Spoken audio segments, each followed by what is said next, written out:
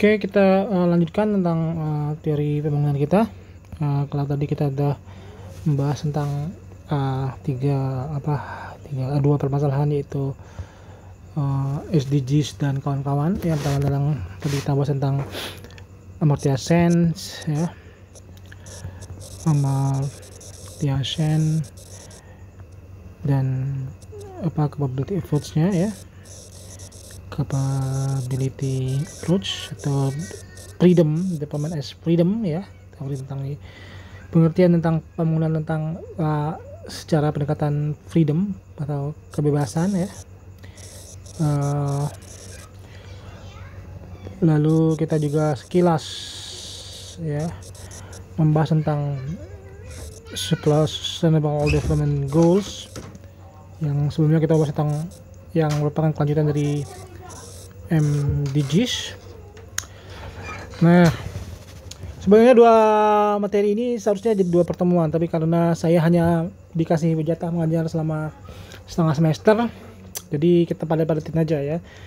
Kuliah ini nggak bakal mengcover secara detail tentang Amartya Sen. Sebenarnya banyak sih tentang pendekatan capability approach ini, menarik untuk diteliti, dijadikan indikator dalam mengukur pembangunan misalnya. Kita juga nggak bahas tentang SDGs dan MDGs ini, bagaimana perdebatan antara Jeffrey Sachs, ya, dan para pemikir-pemikir anti Jeffrey Sachs, ya. Misalnya antara Jeffrey Sachs dan Danny Rodrik, ya, yang berdebat tentang development, ya. Danny Rodrik adalah guru besar di Harvard, ya, yang melihat institusi sebagai faktor penting dalam pembangunan. Jeffrey Sachs itu yang merupakan bapak, kita bisa katakan adalah the father of SDGs, MDGs, dan dia yang percaya dengan teori geografi dalam pembangunan, ya, yang mengatakan bahwa pembangunan dipengaruhi oleh faktor geografi. Lalu yang kita bahas berikutnya adalah ini juga seharusnya adalah pertemuan yang khusus juga, tapi karena saya padatkan jadi satu video saja, saya mohon maaf karena nggak banyak. Itu tentang permasalahan pembangunan di Indonesia, ya. Ini lebih spesifik studies di Indonesia, ya. Tadi kalau kita banyak penjelasan teori, sekarang kita tentang sekilas masalah pembangunan di Indonesia dari zaman Orde Baru sehingga sampai sekarang. Kalau kita perhatikan zamannya Soekarno, ya, Soekarno relatif tidak membangun, ya, karena Soekarno paradigmanya bukan pembangunan, karena tidak ada revolusi, ya, revolusi yang belum selesai, kata Soekarno, sehingga semua ekonominya adalah ekonomi komando, ekonomi revolusi. Jadi dia nggak pikir tentang membangun, apalagi tentang infrastruktur dan macamnya. Tapi dia bagaimana Soekarno konsen pada masalah persatuan bangsa, yaitu bagaimana menyatukan Indonesia, ya, sebagai sebuah bangsa. Ya, inilah kontribusi Soekarno, ya. Dia kita sebut dengan istilah nation building, ya. Jadi dia memang konsen di masalah ini, tidak banyak bicara tentang pembangunan, ya. Jadi konsen tentang Irian Barat, tentang revolusi, tentang macam-macam, ya, yang revolusi belum selesai. Dan inilah konfliknya dengan Muhammad Hatta, ya. Hatta mengatakan bahwa saatnya kita untuk membangun, bukan saat kita untuk melakukan terus revolusi, terus konfrontasi dengan Malaysia, dengan Papua Barat, masalah yang sifatnya konflik politik dan bersenjata, ya. Nah, Soekarno beda paradigma dengan Hatta, dan kemudian Hatta mundur. Nah, pasca Soekarno, yaitu zaman Pak Harto, paradigma pembangunannya adalah benar-benar developmentalisme, ya, developmentalism, ya. Bung Karno, Pak Harto itu waktu itu sangat percaya dengan pendekatan teknokratis, ya, teknokratis yang sebenarnya pendekatan yang menempatkan pembangunan sebagai aspek yang murni ekonomi. Nah, ini kemudian ada konsep apolitik dalam teori pembangunan itu, ya, apolitik, ya, bahwa pembangunan itu adalah bukan konsep ekonomi, bukan konsep politik, tapi konsep ekonomi. Pendekatan apolitik ini salah satu paradigma yang mengatakan bahwa pembangunan itu harus dijauhkan dari politik, ya, karena politik itu mengganggu pembangunan. Nah, ini konsep apolitik ini konsep yang cukup marak hari ini, ya, karena Jokowi juga sebenarnya melakukan hal yang sama politik itu ya. Ini kalau mau bikin skripsi ini salah satu tema yang menarik untuk diteliti tentang pendekatan politik dalam pembangunan ya. Lalu yang kedua, kalian harus cari nih kata-kata politik ini kata kunci yang penting ya. Jadi salah satu tren studi pembangunan hari ini adalah tentang pengajian tentang apolitik ini, udah disamping dengan pendekatan yang lain ya. Intinya adalah bagaimana masalah pembangunan adalah masalah yang sifatnya ekonomik ansih, bukan masalah tentang politik ya. Jadi politik terkesan mengganggu pembangunan. Nah, Pak Harto juga melakukan itu. Nah, untuk mereduksi masalah politik ini, Pak Harto punya konsep misalnya konsep azas tunggal misalnya, yang ingin meminimalisir politik di dalam pembangunan ya. Ada konsep misalnya fusi partai ya, partai yang dianggap Pak Harto partai-partai yang banyak itu mengganggu proses pembangunan karena konflik politik yang tidak berkesudahan, konflik ideologis yang tidak berkesudahan. Lalu Pak Harto mengatakan ya, partai itu harus dibikin 3 saja ya, yang mewakili ideologi nasional itu Golkar ya, sebagai ideologi kekaryaan, lalu nasionalis di bawah PDIP dan Islam di bawah P3 ya. Nah, ini konsep Pak Harto tentang pembangunan waktu itu adalah apolitis sebenarnya ya. Hal yang sama juga terjadi di beberapa negara Afrika ya. Pak Harto sangat menekan pada sisi teknokratis ini ya, bahkan dia mengadopsi pemikiran Rostow yang kita pernah bahas ya, tentang konsep-konsep pembangunan dari tahap-tahap sampai tahap tinggal landas ya, sampai tahap konsumsi tinggi ya. Saya nggak bahas ini secara detail karena ini teori yang sebenarnya nggak dipakai lagi oleh orang ya. Tapi teori ini sempat menjadi teori yang sangat populer pada masa Orde Baru. Nah, teori Rostow ini dikritik adalah karena dia berangkat dari pengalaman revolusi industri di Eropa yang kontekstualnya tidak terjadi di kita ya, revolusi industri di Eropa. Jadi teori ini berangkat dari teori modernisasi ya, kita sebut teori modernisasi Rostow. Itu berangkat dari pengalaman di negara-negara Eropa yang dikritik oleh post development kan, bahwa teori-teori pembangunan itu revolusi industri adalah berangkat dari Eropa sentris tadi. Ya, ini yang kemudian menjadi titik tekannya. Nah, di zaman Pak Harto dikatakan bahwa selain masalah Pak Harto juga mencoba membangun misalnya industrialisasi ya. Ya, industrialisasi. Tapi industrialisasinya gagal karena ada 2 kemungkinan ya. Pertama adalah masa mental rent seeking ya. Kita ngomong kemarin tentang bagaimana pengaruh resource course ya. Resource course itu gimana negara sangat tergantung dengan sumber daya alam dan akhirnya tidak membangun industri, industrinya tidak dibangun ya. Lalu risetnya juga nggak jalan ya, karena riset itu menopang industri ya. Nah, riset nggak jalan maka teknologi nggak ada ya. Teknologi nggak ada artinya sumber daya manusianya juga biasa-biasa saja ya. Nah, ini yang menyebabkan industrialisasi gagal. Walaupun kemudian pada masa Orde Baru Pak Harto coba misalnya mengindustrialisasi dengan industrialisasi mobil misalnya, tapi itu lebih sifatnya rent seeking ya. Itu memberi lisensi impor mobil Hyundai ya, dan Kia jadikan mobil Timor ya. Dan pelakunya adalah Tommy Soeharto ya. Jadi keluarga kronisme itu sangat kuat di pada masa Orde Baru ya, industrialisasinya gagal seperti itu. Jadi ada adigium di dalam ekonomi itu bahwa government is very bad in picking the winners ya, but the losers is very good in picking governments. Nah, ini permasalahan kita ya. Oke. Jadi pemerintah itu sangat buruk dalam memilih pemenang. Mainnya loser terus ya. But the loser is very good in picking governments. Artinya pemenang itu nggak bisa dipilih oleh pemerintah karena pemenang ini kan masalah tentang mau industri ya. Siapa yang mudah diproteksi misalnya, siapa yang dikasih lisensi misalnya, lisensi impor barang-barang impor misalnya untuk industri. Biasanya yang dikasih itu adalah orang-orang yang bukan punya kapabilitas dalam teknologi, tapi orang-orang yang justru dekat dengan kroni keluarga Pak Harto misalnya, ya, keluarga Orde Baru, kronisme ya.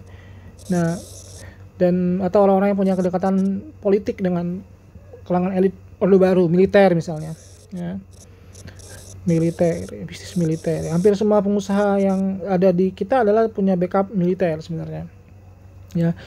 Dan mereka sangat pintar dalam the losers, paling yang kalah dipilih pemerintah is very bad, very good in picking government. Sangat benar, orang loser itu sangat benar, sangat pintar banget melobi pemerintah untuk mendapat rente, ya. Inilah yang kemudian menjadi permasalahan yang dikritik oleh banyak ekonom, ya. Government is very bad in picking the winners, but the loser is very good in picking governments, ya. Mengapa industrialisasi gagal, ya? Lalu Pak Harto jatuh, ya, ya. Nah, ini ada buku yang bagus tentang ini, mengapa jatuh, ya, kalau dalam perspektif ekonomi politik, ya. Buku tulis oleh Tom Pepinski, ya. Yang dia membandingkan dengan Malaysia, ya. Saya nggak akan jelaskan ini secara detail karena ini dibahas di mata kuliah lain, ya. Saya pernah bahas ini di mata kuliah kalau nggak salah politik identitas, ya. Ya, jatuh. Nah, lalu ya, kita masuk ke bahasa peralihan. Lalu ada Pak Susilo Bambang Yudhoyono. SBY sebenarnya punya, kenapa pertumbuhan ekonominya bisa naik, ya? Karena karena kembali lagi ke masalah natural resources, ya.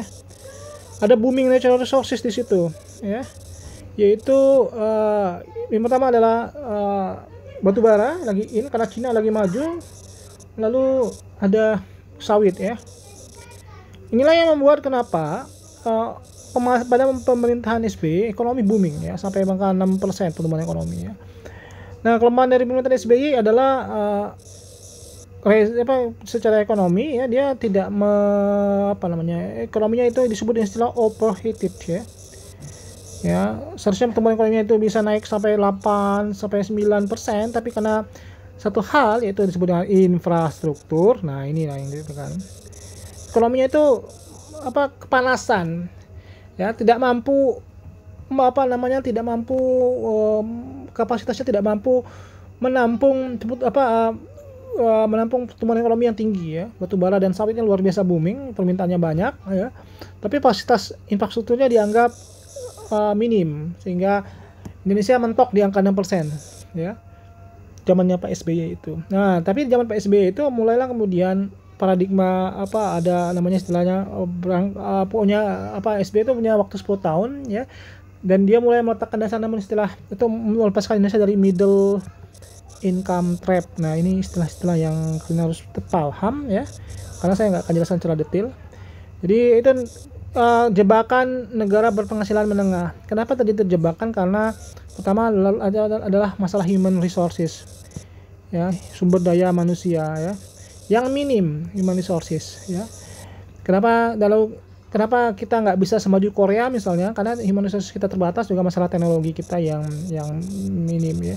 Inovasi dan teknologi kita mandek, ya. Kalau kita lihat pasar kita, produk dan ada dua indikator untuk melihat ini, yaitu pertama produk baru, ya, produk baru karena hasil inovasi, dan pasar baru. Pasarnya nggak itu aja, ya. Nah, di zaman SBY hampir nggak ada perkembangan yang berarti dari produk baru, ya, dan pasar baru yang dibuka, yang ya, pasarnya tetap Cina, Jepang, ya, Korea, ya, jual barang-barang mentah. Dan produk baru pun tidak banyak, ya, di zamannya SBY, karena memang tadi ada orang lebih senang menjual sumber daya alam. Kenapa sih orang lebih senang sumber daya alam? Karena tadi saya perjelas, semua orang nggak buru-buru, orang nggak perlu capek-capek untuk sekolah kalau jual sumber daya alam, ya, dan nggak perlu capek-capek juga untuk melakukan riset, ya, untuk menemukan teknologi baru, misalnya untuk melakukan edit value atau menambah nilai tambah itu misalnya dari produk mentah jadi produk yang lebih teknologi tinggi, ya, misalnya dari coklat, tanaman kakao menjadi produk coklat, atau dari sawit jadi minyak misalnya, ya, sawit jadi minyak misalnya, jadi BBM, jadi solar misalnya. Nah, ini kan perlu teknologi, ya kan, perlu human resources. Nah, kalau kita mau melakukan added value atau nilai tambah tadi, maka kita butuh proses yang panjang sehingga kemudian orang lebih senang melakukan apa namanya disebut dengan istilah impor sumber daya alam secara mentah, secara langsung ya, karena ini gampang nyari duitnya ya. Dan biasanya orang yang dapat ini kan juga orang-orang yang apa namanya perusahaan yang dekat dengan kekuasaan juga ya, sistem ekonominya tetap itu. Perusahaan-perusahaan sawit itu kan menguasai tanah misalnya, tanah ya. Nah, masalahnya penguasaan tanah ini kan konflik ya agraria ya, konflik agraria ya antara hukum adat dan hukum modern ya kan. Nah, ini yang terjadi di banyak daerah di Sumatera terutama dan Kalimantan, tadi konflik antara perusahaan sawit dan masyarakat di sekitar ya. Masyarakat di sekitar itu memiliki tanah tapi berdasarkan hukum adat, dia nggak punya sertifikat misalnya, sertifikat ya. Tapi perusahaan-perusahaan itu punya sertifikat, misalnya bisa jadi karena dia tanah belum ada, lalu dia kasus saya secara pribadi misalnya tanah kakek saya diambil oleh perusahaan atas kongkolikong antara kepala desa dan perusahaan misalnya ya, tanahnya udah di sertifikat sama perusahaan sawit ya kan. Kita protes, mereka bilang kalian protes tetap kalah nih, kalian menggunakan hukum adat, nggak ada sertifikat. Gimana kalau saya jual saja? Jadi kita pasarnya akhirnya dijual murah karena kita nggak mau berkonflik dengan perusahaan tadi. Nah, ini banyak terjadi di Lampung ya. Inilah yang kemudian menyebabkan banyak permasalahan konflik agraria ya di masa-masa pemerintahan SBY ya. Ini adalah salah satu isu yang menurut saya adalah mengapa terjadi kemudian ketimpangan ya, ketimpangan ekonomi yang luar biasa pada masa itu ya, sampai sekarang ya. Karena penguasaan terhadap sumber daya faktor produksi itu tidak dilakukan secara fair. Kalau kita melihat pada dari dua teori institusi ya, itu masalah property right ya, property right, dan masalah economic fairness ya, economic fairness ya. Amartya Sen juga pernah menyinggung tentang ini ya, tentang economic fairness ini. Orang tidak punya opportunity yang sama ya, yang dekat dengan pemerintahan dapat kemudahan dalam memiliki tanah dan macam-macam.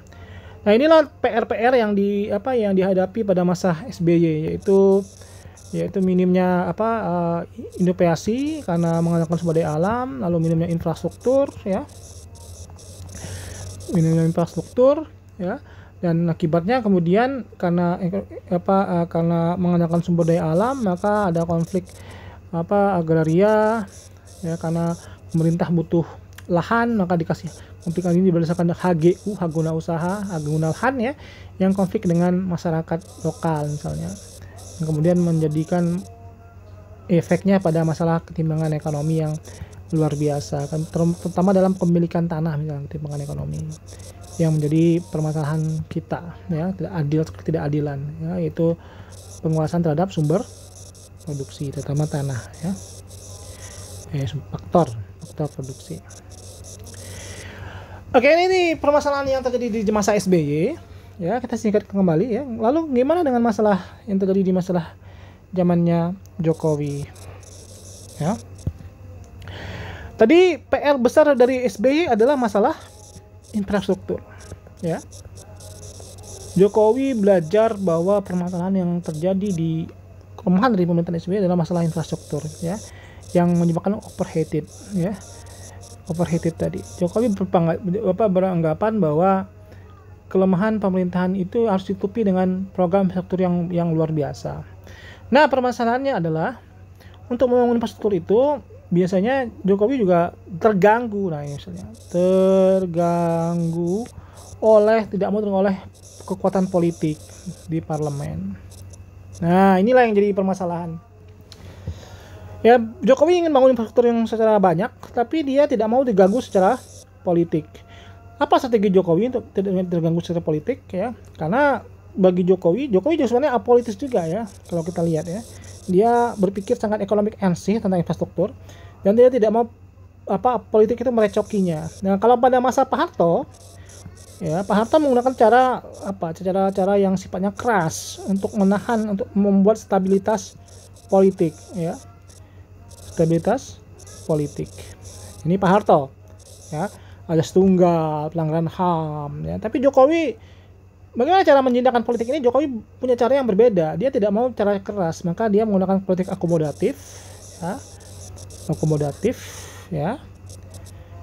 Dengan apa istilahnya, membagi-bagi kekuasaan kepada partai politik agar sebenarnya tujuannya tadi infrastrukturnya tidak terganggu. Itu.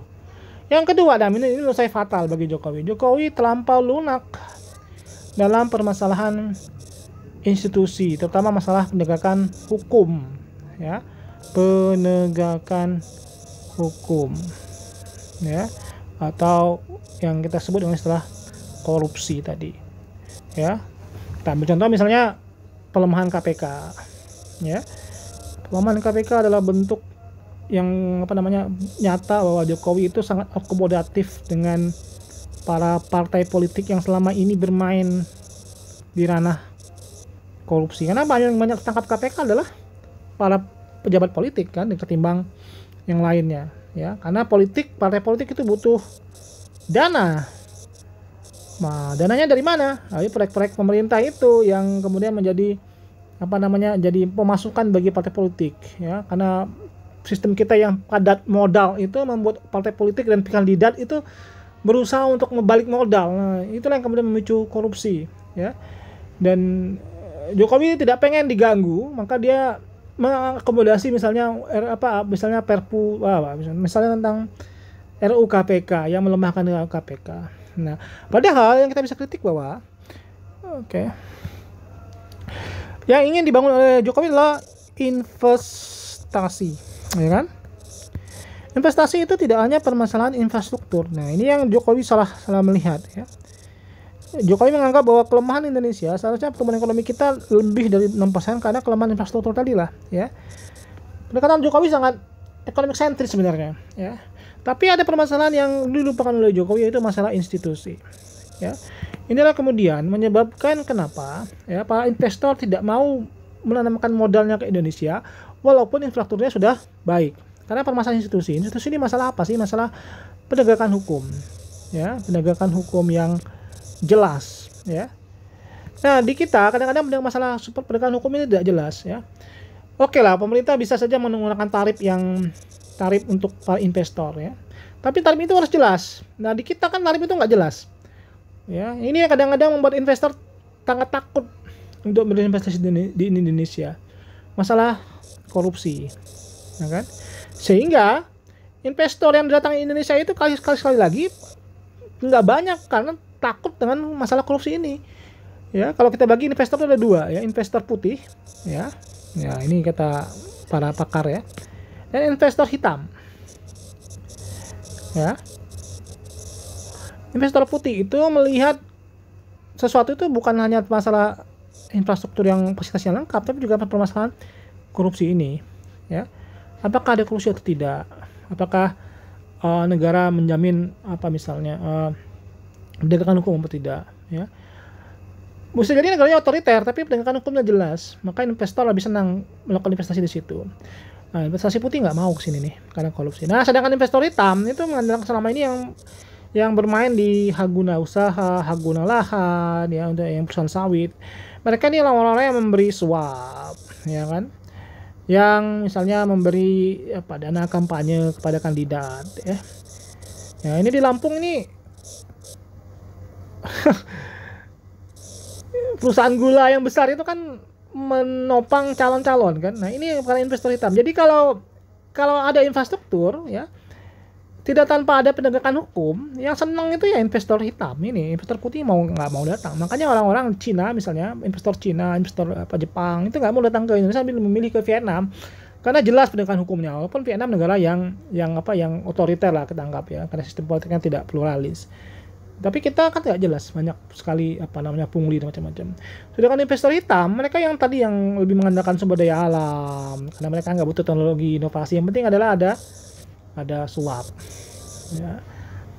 Yang penting ada suap, dekat dengan militer, kekuasaan, maka inilah investor-investor datang dan ekonomi kita ini terjebak ke masalah sini. Nah, itulah yang kemudian menjadi Jokowinomik gitu, ya. Jokowinomik itu ternyata gagal di situ. Ya, dia tidak memperhatikan masalah institusi. Ya, terutama dalam masalah penegakan hukum. Mirip dengan Pak Harto, ya, tapi dengan cara yang lebih akomodatif terhadap politik. Oke, ini mungkin penutup kuliah kita. Saya mohon maaf jika ada kesalahan. Sampai ketemu lagi di semester depan, dan jangan lupa ujian akhir akan bersifat lisan dan diupload di YouTube. Mohon maaf atas kesalahan-kesalahan. Wassalamualaikum warahmatullahi wabarakatuh.